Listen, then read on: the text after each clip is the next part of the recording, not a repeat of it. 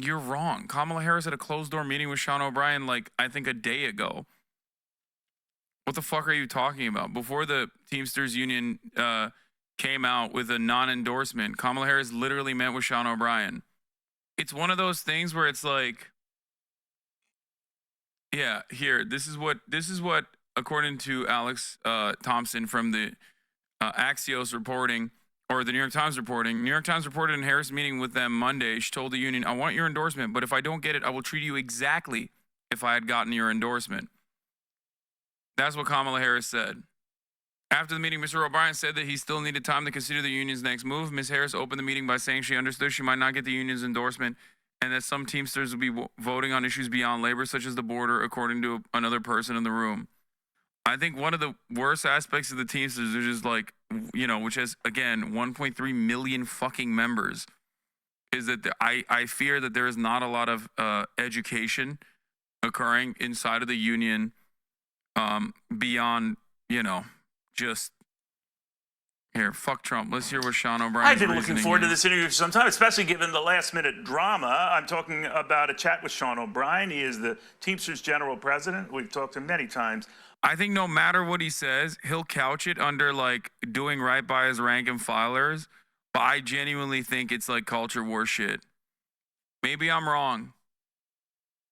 Okay? Maybe I'm fucking wrong. But I think it is 100% culture war shit. I think he's just like a little bit of a fucking weirdo on this front. Republicans are making inroads on what? Labor issues? What? No, they're not. Dude, shut the fuck up. Hey, guys, stop, okay? Wake the fuck up. Republicans are not making any inroads on labor issues. The Democratic Party barely makes any inroads on labor issues. If you ever think that the Republican Party is actually going to make any concessions to labor unions, oh, you mean Long Island? Oh, okay. I thought when you said LI, you meant, fuck, I'm sorry. I thought you meant labor issues. I apologize. Anyway, like Teamsters, like other states and their own Teamsters unions are endorsing the Democratic Party. But like, God, I hate this conversation so much because it comes across like I'm defending the Democratic Party when I'm absolutely not. But if you look at a duopoly as a labor union and you look at either party, one party is actually fucking offering limited amounts of concessions to the labor unions. The other party is trying to gut it. Okay? The other party is just desperately trying to gut it, openly gutting it, laughing about the idea of striking, firing striking workers. That's what Donald Trump did with Elon Musk. These are two fucking billionaires, dude. Get the fuck out of here. Like, if it was about like a very obvious policy agenda, that's one thing. If Sean O'Brien was coming out, okay? If Sean O'Brien came out and was like, listen, I wanted assurances on the PRO Act. I wanted card check. You're wrong. Sean O'Brien asked Kamala. Okay, dude. Mark Wayne Mullen. Okay, stop. Over the years, and he speaks his mind. That's why I'm a little surprised by this news today that the Teamsters will not be officially endorsing a presidential candidate. So I thought to myself, Neil, when you talk to Sean, ask him how a guy who was invited to speak before Republicans at their convention but didn't get the same honor at the Democratic convention could decide not to support the Republican. They definitely should have welcomed him as a speaker at the, God. They should have definitely welcomed him as a speaker at the DNC. God, the DNC is so fucking bad. The Democratic Party is so stupid. But that's like, that's besides the point. Still, again, like, they are not on the whims of like one man's personal animus or his own personal fucking pet project or whatever the fuck. Like, that's ridiculous too, because you need to do right by your rank and file members. And I feel like this is just like stupid. nominee. And here he is, Sean O'Brien. Good to have you, Sean. Why not? Why not Donald How are Trump? you, sir? Well, Very listen, good. we interviewed both candidates, and we were seeking commitments from both candidates, and we couldn't get solid By the way, I forgot to fucking run the 3-minute ad break after saying I was going to run it at the top of the hour, so I'm running it now. commitments on our core issues, like the PRO Act, like vetoing national right to work, like staying out of labor disputes and not trying to force any contracts on us, like what happened to our brothers and sisters in the rail industry. We didn't get solid commitments from either candidate, which was a major factor in our decision. Like this, him using this is fucking ridiculous. Okay? Him saying the rail, like our brothers and sisters of the railroad union is ridiculous because those unions fucking endorsed the Democratic Party, and those unions were happy with the concessions that the Democratic Party pushed for after forcing them back to work. So like that, like he knows that, bro. You're a fucking labor leader. Like you are literally, you are straight up the labor union leader. You know exactly what happened. You know what the attitude looks like amongst the railroad unions. So you're wrong. Everybody always tells me I'm wrong on this. Oh my God. Everybody always tells me I'm wrong, and then they never tell me how I'm wrong. Okay? We have the same exact fucking conversation every goddamn time. Every goddamn time. Decision as a general executive board not to endorse any candidate. However, we did a lot of polling, as you know, and the polling leaned heavily towards former President Trump. So that tells you that very heavily, Sean. And I'm just there, wondering, do you look disconnected from your members? No, we're definitely not disconnected from our members because, look, we did extensive polling that was important. Our goal as leaders, as union leaders, as leader of the Teamsters. Harris is going to break future strikes. That's why she didn't get their endorsement. Man, shut the fuck up. Labor unions are not the same as, like, the average person that's going to go out and fucking vote, okay? The harm reduction conversation absolutely is a major player. Sean O'Brien should extract concessions from the Democratic Party. That is perfectly valid and the smart thing to do. But the notion that, like, he is openly in the tank in the most cowardly way possible for the Republican Party is unimaginably wrong. Okay? Because, like, in this circumstance, you're when he is leaning on one side and saying, like, oh, well, our rank and filers love Donald Trump. They're big fans of Donald Trump. I couldn't be at odds with our rank and filers, okay? When he says that, it implies that Donald Trump wouldn't do that.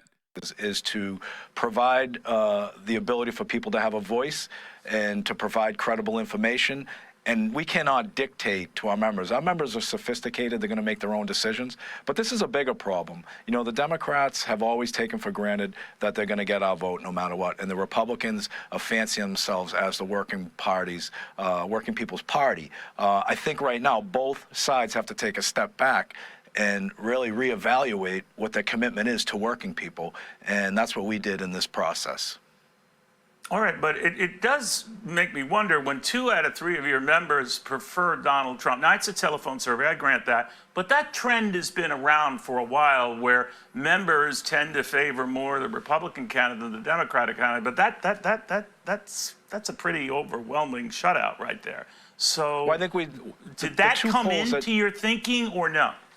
We evaluated everything. We evaluated the straw poll, which was done in person, which, as you know. Here. I'll give you some background from Jacobin on the straw poll. Okay? The original straw poll was conducted from April 9th through July 3rd in union halls and was organized entirely by local union leadership. From anecdotal evidence, it seems that only a small minority of locals took time to mobilize and educate their membership on these votes, the stakes of the election, and the meaning of the polls. As a result, mainly active and engaged members who tend to lean Democrat showed up. This poll indicated that members backed then Democratic Party nominee Joe Biden, 43%, to Trump's 36%. Immediately following this poll, the IBT leadership announced another poll, this one online, that would supplement the in-person straw poll. There was a lot of speculation that this online poll was commissioned to counteract the results of the straw poll. There is no way of knowing whether that is true, but its results do indeed contradict the straw poll's results. This poll went heavily for Trump. Conducted between July 24th and September 15th, members voted 59.6% for Trump and only 34% for Democratic nominee Kamala Harris. This pattern itself, a wild swing from Biden to Trump, doesn't actually tell us very much. In fact, it confirms the suspicion held among many demographers and pollsters that engaged and active members of organizations lean to the left. Votes that take place in person self-select for the kind of people who have higher levels of institutional trust and a higher commitment to political action. That is, they select for people who seem more like Kamala Harris voters. The online vote does just the opposite. So what about the phone research poll? This poll had Harris losing as well by a wide margin. It went 58% for Trump and only 31% for Harris. Unlike the other two polls, this one was conducted on September 15th by a third-party polling firm, Lake Research Partners, which describes itself as progressive. If the firm is reputable, it would have taken a random group of the entire voting eligible membership and produced a representative sample. There is no reason to doubt that it did this. Therefore, it's quite likely that 58% of Teamsters support Trump. This finding would be consistent with the fact that some 56% of non-college educated voters overall support Trump, according to the Times Siena poll from September 8th. Now, the puzzle is why. We don't need to rehearse the litany of sins Trump has committed against labor: his National Labor Relations Board appointments, his closeness to union-busting billionaires, his comments encouraging the illegal firing of striking workers. The list goes on. So why would so many union voters still vote for him? The answer is threefold. First, inflation.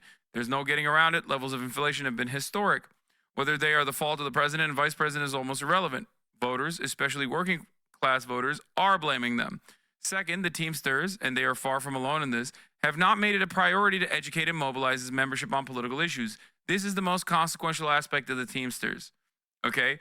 A lot of the other labor unions don't just talk about their contracts or whatever, but they also play the role of educating and mobilizing their entire rank and file, their entire membership. This is why unions are a very powerful force in politics, or they're supposed to be a very powerful force in politics. Okay? That is the other aspect of labor unions that's very important. Teamsters don't necessarily do that as much. Obviously some local chapters differ, but overall, across the board, it seems like they're not doing this at all. In the past 4 years, the union has rarely made an effort to explain or motivate its distinct political interest in the upcoming presidential election.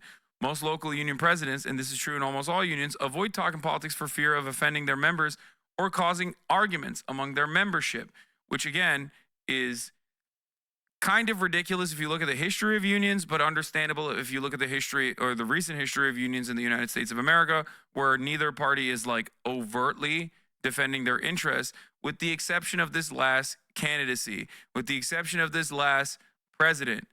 I will stand on this. Joe Biden's NLRB is one of the best NLRBs in recent history.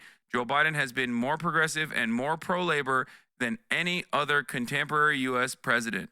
That is 100% correct. The Democratic Party's messaging reflects this as well. And yes, it is incredibly important to stand on the picket line. It is incredibly important for the bully pulpit to be applied towards being pro-labor and specifically being pro-union. This is absolutely correct. Okay? If you guys think that that is not the case, you are delusional. Okay? The bully pulpit is perhaps one of the most consequential aspects of the presidency. Look at the way that the bully pulpit was applied when Donald Trump was president. It was applied in a way to be as racist and vitriolic and instill racial animus amongst the working class in the United States of America. And the outcome was Nazis taking off the Klan's robes, taking off the masks, and protesting in the streets with their faces open, out in the open, okay? They felt emboldened. They felt galvanized. Why? Because Donald Trump hyped them up, okay, with what he said and what he refused to say. The same goes in the other direction for labor unions with the American president, okay? What do you mean when you say bully pulpit? Thank you. Bully pulpit is just like what the presidential platform. If the president goes up there and on the most consequential platform is the leader of the free world, says shit like unions are important, they're the backbone of this economy, that is incredibly important. Okay, that is very consequential. The need for unity is incredibly important for a union, and so it makes good sense to avoid topics that might cause division. Still, the failure of union leadership to really articulate what working class interests are and how the parties help or harm those interests is a factor. Such political education should be a monthly part of the union's activities and not relegated to a few short meetings in the year of a high-stakes presidential election.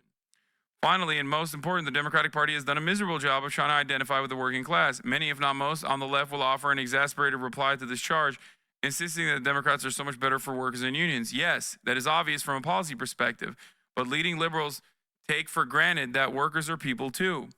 It's no secret that the Democratic Party's image, interests, and value system are far closer to the upper middle class liberals than they are of the average working class.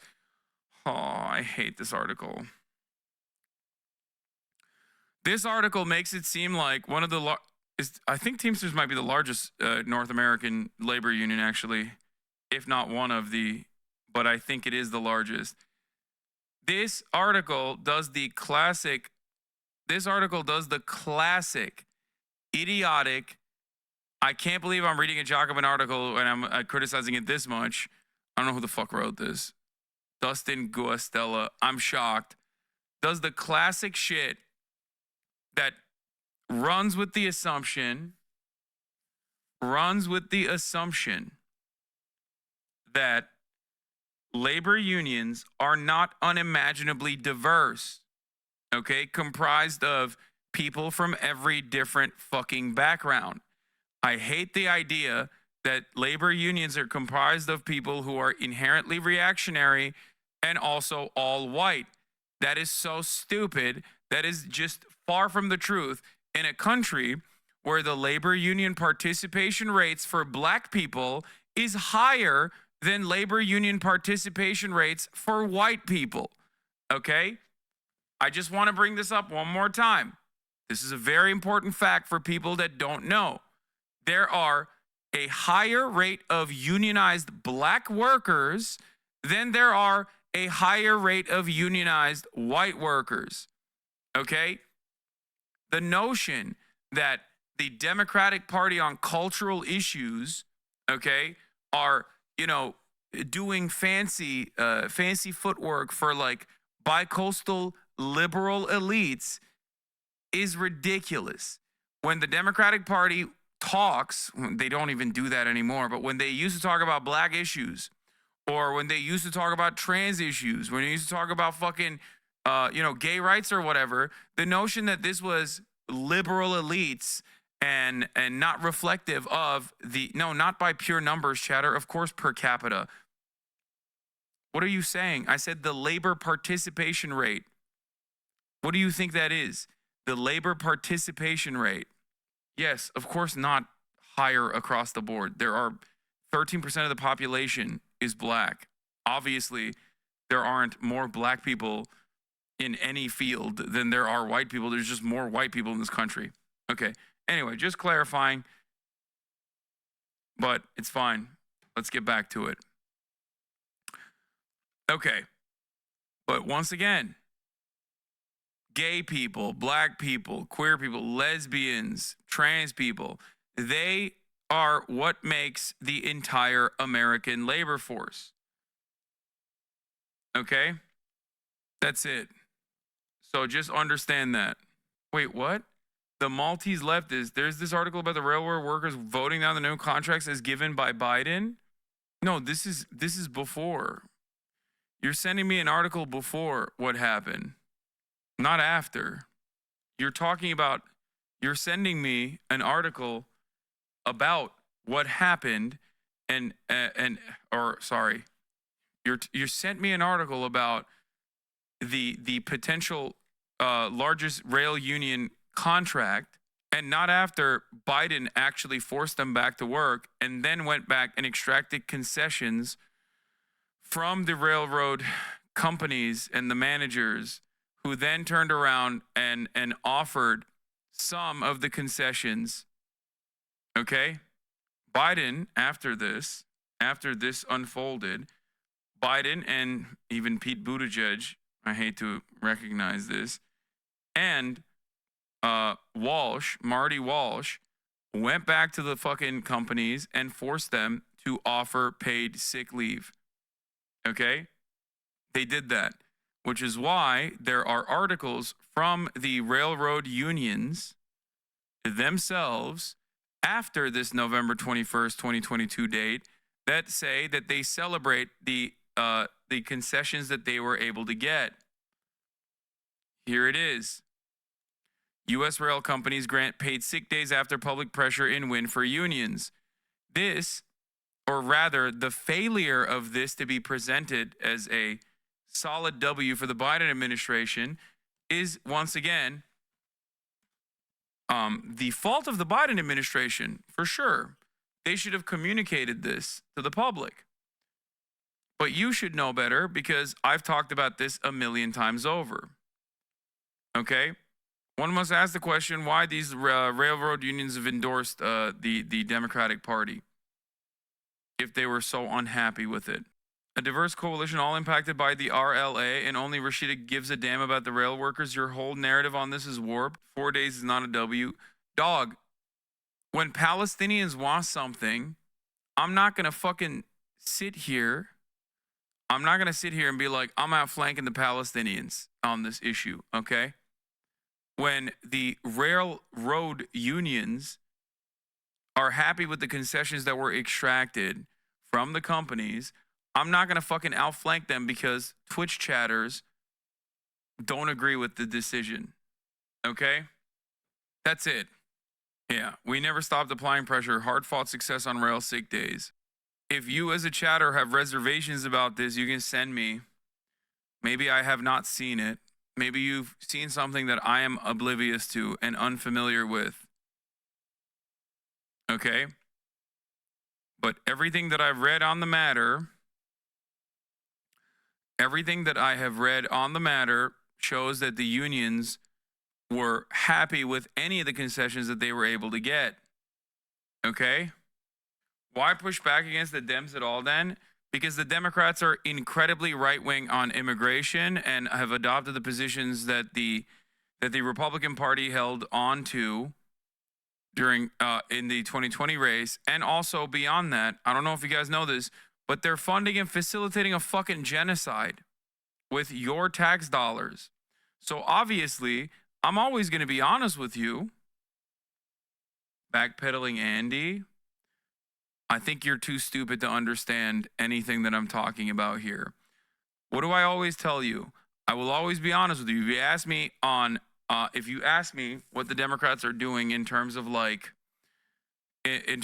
of how they fought for workers' rights, okay, they are significantly better. Not only better than the alternative, but significantly better than previous Democrat administrations. Following since 2019, yeah, that's probably a fucking Divorcelli fan. You always eat this bait. Do you get bored of doing this 1,000 times? I don't think it's fucking bait when there is plenty of people, plenty of new people that literally come back and say the same thing, okay? It would be bait if many people didn't just see this, okay, and never this. That's the problem. And it's not for you because you've heard it a million times over. For me, it's for all the people that haven't heard it yet. That one chatter that said the railroad unions actually hated this fucking contract has not given me an actual link or any kind of communications from a railroad labor union that openly said they hate the contract. Okay? I'm waiting for it. Anyway, I disagree with the assessment that the Democratic Party focuses on too much culture war narratives, and that's like inherently seen as bi-coastal elitist shit by labor union rank and filers, especially because, once again, labor unions are incredibly fucking diverse.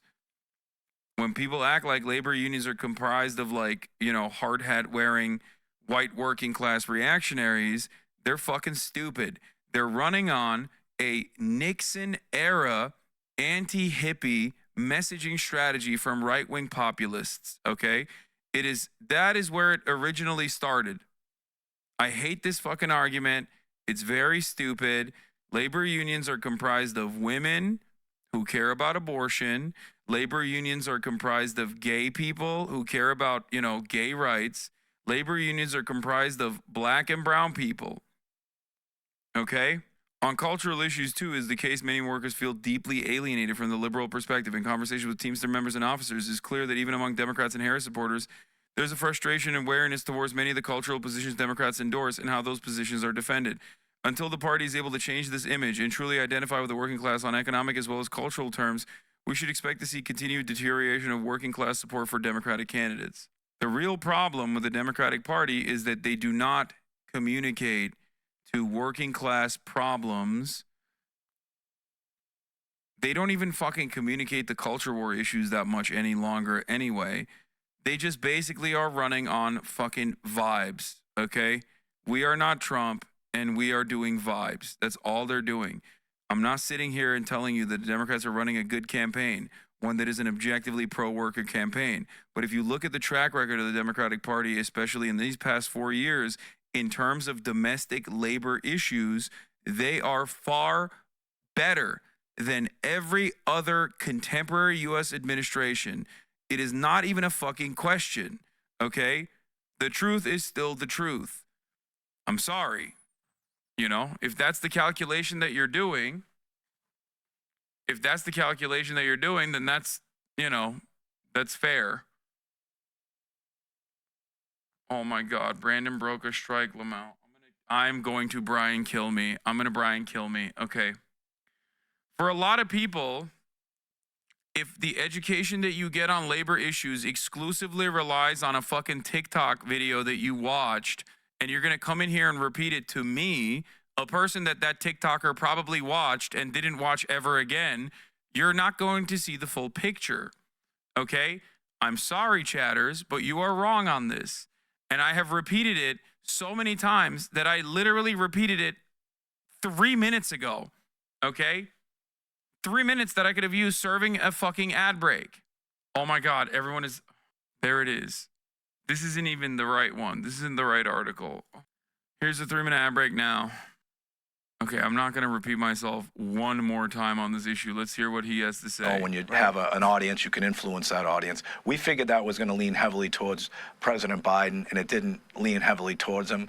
And then we did the poll where 40,000 of our members participated in that. That's a 60% poll, the other 58% poll that you see. And then we did the research-based polls. And 2 out of those 3 polls leaned Republican. So again, I'll get back to, there's a lot of work that got to be done. Our members. One of the things that frustrates me about this stuff is that, it is perfectly valid to demand more from the Democratic Party. It's the good thing to do. It's the right thing to do. But if you're going to fucking drop it, this took 2 seconds to find. Wait, what? The rail workers did not get everything they asked for when Biden broke the rail strike? Your answer to this is literally a Reddit vent, dude. How is this is just an effort posting chatter at that point. To which the response was, Biden deserves a lot of the credit for achieving this goal for us, from the IBEV railroad director. He and his team continue to work behind the scenes to get the rail labor a fair agreement for paid sick leave. We're thankful to the Biden administration, played the long game on sick days and stuck with us for months after Congress imposed our updated national agreement. It's a purple link because I fucking showed this goddamn link 1,000,000 times on this broadcast whenever people come in here. Because I've shown this link literally 5 minutes ago. In this situation, if you're a railroad union member, a rank and filer, and you have issues with the new agreement that you, I guess, democratically ratified, that's one thing. Because that's what happened. Okay? And this happens all the time. There are tentative agreements, and then there are concessions, there's back and forth, there are negotiations that take place, and then contracts are brought back by the union leadership that's democratically elected to the rank and filers. Okay? And the rank and file vote to ratify the contract. Do you understand? And in that process, there are people who wanted more, for sure. They want more. And that's perfectly understandable. But if we're having a fucking conversation about like what the union's opinion is across the board, the union's opinion across the board are that they are happy with at least some of the concessions that they were able to get due to the consistent pressure that they say the Biden administration put on the railroad companies. Okay? At that point, I feel like y'all are just like, you're outflanking the rank and filers. That's it.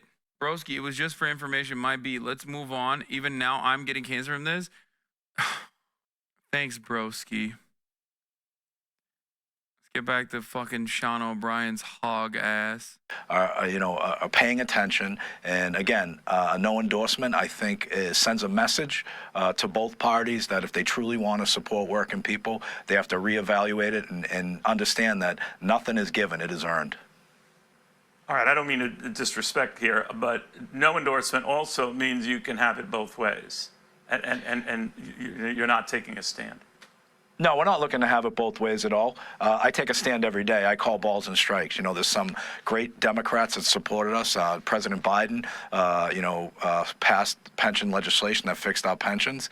But the reality of it is, again, I've said this time and time again, they fix problems that were created a long time ago. Trucking deregulation cost 400,000 Teamster jobs. Companies went into bankruptcy, which destroyed pension funds. So, although they fixed the problem, some of us created those problems that had to be fixed. And, look, it's different times. Our members are different. A lot of people, there's a lot of social issues out there where sometimes our members are focused clearly on the social issues. Not taking a position is not having it both ways. This country is divided down the middle. It's my goal, just like we've done with our union, is to bring this together, work bipartisan, and get some stuff done, like the PRO Act, like bankruptcy reform, and other issues. If he gets a single fucking Republican vote on the PRO Act, I'll eat my hat. Okay? Like, he thinks Josh Hawley's gonna fucking vote for it. You know what I mean? Issues that affect our members. Did this turn in any way, Sean? I think you were critical of President Trump after his interview where he was going back and forth with Elon Musk and others about when you can fire or get rid of workers, and that he admired that ability. And it's always funny when fucking what's his face, Neil Cavuto, is like being more woke than Sean O'Brien. This is not the first time this has happened. When the Fox News guy's like, how do you contend with the fact that the guy that you're like kind of hyping up laughed about, striking workers being fired, which is, illegal. Just illegal. And you were quite vehement about it. And I just thought that might have represented a turning point. Yeah, I mean, obviously words have consequences, right? Statements have consequences. And I called former President Trump out, just like I would call anybody else that tries to retaliate or make fun of people being terminated for exercising their right to strike. But when we asked both candidates in the presidential forum roundtables about supporting our railway workers and workers that are under the RLA to strike and not interfere, we couldn't get strong commitments from either candidate. So, that was a major factor in our decision making. But back to your point, unacceptable for anybody to fire workers for exercising their right and or gloat about it. So it's no secret I'm not a big fan of Elon Musk. Okay, that I do remember. But let me then step back and get your thoughts on that relationship, because Elon Musk apparently might have a great sway in a potential Trump administration. And even when it comes to looking at the government books and looking at how the government spends its money, did that weigh in? Yeah. Famously, if given the opportunity Donald Trump would be like, oh, dude, the RLA, I love that. Definitely. So one must look at in between these two candidates, like if neither are saying that, if neither are supporting railroad labor unions after exhausting all options, being given the opportunity to strike, if neither candidate supports that, what are the actual things that you're getting from potentially Donald Trump? Like what? What are the things? Like, is there anything at all? Is there anything that you can ever get from Donald Trump at all? Yeah, I mean, look, we can't look to see ghosts. I've got 1.3 million of the strongest people in the world, and that's our rank and file members. And although there may be a difference of opinions or there may be criticisms, if we have to go to fight with corporate America and the Elon Musk of the world, I like my chances. Okay, so let me just get a sense of where you go from here. Because your colleagues at other unions, by and large, have been going hook, line, and sinker for Kamala Harris. And I know your members, when polled on this, and I know these can be erratic polls, they're not scientific polls, I know how they go, liked Joe Biden a lot more than Kamala Harris. Is that true? Joe Biden, I think they polled consistently in our polls. I can't speak for anything else. But, they polled about 25% to 30% popularity with our members consistently. So I'm sorry, compared to President Trump, though, he scored higher, did he not? He scored higher, he did, yes. Okay, Kamala Harris does not. No, she does not. So they're not psyched about her. They're more psyched about Donald Trump. I don't think they're psyched about both candidates. There's issues that are specific to. Dude, you are the leader of one of the largest labor unions in North America. Like, if your fucking rank and file is not excited about one candidate over the other, like, it is your job to at least show the different ways in which either party would be helpful for just one cause and one cause only: doing right by your rank and file workers. I feel like I'm crazy for, like, the communication here is a little ridiculous. There is no world in which any fucking labor union should ever even remotely stand alongside Donald Trump. I've been saying this from the start. Like, when he first met with Trump, I was like, oh my God, here we go. What our members want and need.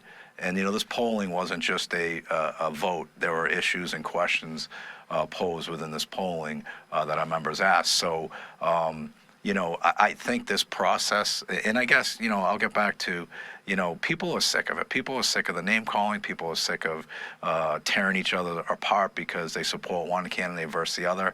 And I think it's just, people are fed up and they want it over with. I want it over with, to be honest with you. We do great work. We negotiate the strongest contracts. We're organizing thousands of members each month. That's what our focus needs to be on. All right. AFL-CIO, United Auto Workers Union, they're strong Democrat. They're going for Kamala Harris. Service workers, maybe because of Donald Trump and the original proponent of getting rid of the tax on tips, seems to lean his way. If your opinion is that we should not outflank the choice of the union and the rail contract, why are you willing to outflank Teamsters? He could be using his leverage to play both sides and try to push Kamala to give him a better deal. No, he hasn't communicated that at all. That's the problem. That's what my issue is. How do you not understand? Like, he's going on Fox News and he's basically saying, neither care about, like, the railroad workers being able to strike. Okay, so what is it then? What is the reason why you're on Fox News again and again and again, and you went to the RNC and you said, we proudly endorsed Ronald Reagan? I will never forgive him for saying that. Like, is this an opportunity missed? Do you think you made a statement by not making a statement one way or the other for either candidate? It's not an opportunity missed as far as we're concerned. It's an opportunity to obviously highlight that there's a problem politically with union members. And look, I polled my members. I released the data. I don't interfere in any other unions or their policies or procedures. But I can only speak for the Teamsters Union. We're going to be transparent, and I can't speak. If there's going to be criticisms from my peers in the labor movement, so be it. Our mission still stays the same. We're going to he's talking about Sean Fain. be transparent and inclusive of the rank and file members. All right. You didn't get a chance to speak to Democrats at their convention. You did to Republicans at their convention. Does any of that stick in your craw a little bit that you guys, I went the extra mile and you turned me down? My feelings don't get hurt easily, and they weren't hurt because I didn't get invited to the DNC. I went to the RNC with one agenda, and that was to highlight how important the American worker and the Teamster member is to this country. It wasn't an endorsement of either party, and If they say the Democrats took our votes for granted, it's not a constructive way to discuss their attitude. I mean, that's not wrong. The Democratic Party does take their fucking vote for granted. It is true. But like, you have the podium. You should have a coherent strategy for why you are making this decision. Okay? Like, this makes no fucking sense. Hasan, for real, you don't realize there's always been a massive battle by BIPOC, LGBTQ, and women against all the bigotry and union movements. I love woke wrecker splinter behavior when talking about like modern American unions, especially when like data does not reflect what you are fucking talking about in current existing American labor unions. Okay? I love when I say something like, hey, I don't know if you guys know this, contrary to what the popular attitude is, the American labor movement and labor unions right now are incredibly fucking diverse. Okay? Like, its historic significance is utterly fucking irrelevant in this conversation that we're having in 2024. I don't think you are purposely trying to behave like a wrecker. All right, I've seen so many BIPOC queer women be leaders of Teamsters in the UAW. I'm banning you immediately, okay? I'm banning you immediately. Shut the fuck up, okay? Shut your bitch ass up, please. Please. Oh my fucking God, dude. Labor union participation is unironically higher for black people than it is for white people in this country, and you still have rad libs chirping about, like, they're writing, oh my God, dude, Root.com articles about how, like, BIPOC and LGBT people are not getting enough concessions extracted from their fucking labor unions. It's like, dude, if you're a trans person in your goddamn labor union, they're still fighting for you. They're fighting so you can get your fucking health care. They're fighting for you so you can get better paid sick leave. Like, trans people are not magical, okay? They don't exist in some other fucking otherworldly confines. They literally have the same material needs that you do. Black people working in unions have the same material needs that everyone else does, okay? I despise this kind of like smarmy, I'm woker than you fucking wrecker attitude, especially when we're talking about labor unions and what contemporary labor unions currently look like. It is literally, it is straight up liberals unironically doing the exact same thing that Republicans do about labor unions. The goal is the same. I hate this like white working class ass sentiment expressed when talking about the American labor movement. Okay? What the fuck are you saying? Hasan, I think you're misunderstanding, and this is a hard way to explain why. No, I'm not misunderstanding it, okay? It doesn't fucking matter if a black person is in charge of a labor union or a white person is in charge of a labor union. What the fuck kind of neoliberal goddamn like diversity politics bullshit is this, okay? If they're democratically elected, they're democratically elected. This isn't a fucking goddamn board in a company, okay? The fuck are you talking about? Shut the fuck up! Chatters are like signing off in the Pinkertons office, dude. Holy shit. Yeah. Remember when Barack Obama was democratically elected and he magically erased white supremacy? That was sick. You're doing the inverse of that exact same sentiment that the Jacobin article was like lightly leaning into, which is that labor unions are overwhelmingly comprised of white men, hard hat wearing white men who are tough and only care about real American patriotism. Okay? Real American patriotism. That's the only way to reach out to these guys. Like, you're just doing that. Black and Latina women help propel gains for unions in 2023, finds a new study. Of course. It's just not correct. Like, when you say the share of Black and Latina women in unions went up slightly in 2023 from 10.3% to 10.5% for Black women, 8.5 to 8.8 for Latina women. While these bumps look minor at a first glance, Anwisha Majumder, an economist with the MPWF who co-authored the analysis, described them as a step in the right direction, given that union membership overall has been plummeting over the years. Black and Latina women are leading union growth. Membership fell for white women from 9.5 to 9.3 and is steeper for Asian American women, 9.1 to 7.8. That is across the board happening for every demographic, by the way. Yeah, one of the worst aspects of this is, of course, the industry is dominated by women, specifically women of color, like domestic work, are very hard to unionize. Like, it's funny to say this, especially in a community like this one, where there's like, trans people, Black people, queer people, Latino people that are in unions right now.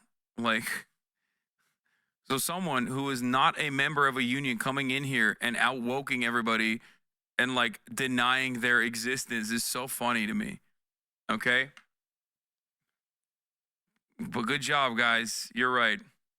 Had the opportunity to speak at the DNC, the message would have been the same. Look, it's about fighting corporate America, fighting corporate greed, and holding politicians accountable. At the end of the day, I've been told recently by Democrats and Republicans everything they do for us, and I appreciate it. But just like anything else, that's the article does say right after that it has been easier for women to unionize because of more women in leadership positions for unions. I don't have an issue of putting women of color or gay people in positions of power in labor unions. I have an issue with someone presenting that as presenting the false reality that labor unions are not diverse because they've only seen 3 fucking high profile labor union leaders, and they're all white men. So now they've made up their minds about the fucking diversity or lack thereof in labor unions, or even in the fucking negotiating committee or higher up in labor unions in general. Okay? That's what I have an issue with. their job. That's what we elect them to do, and that's what they should be focused on. They shouldn't be telling us what they've done for us in the past. They should be focused on what they're going to do for us in the future. All right, I'm reflecting on that one telephone poll. I don't mean to belabor it. Oh my God. Okay. All right. I'm done with this.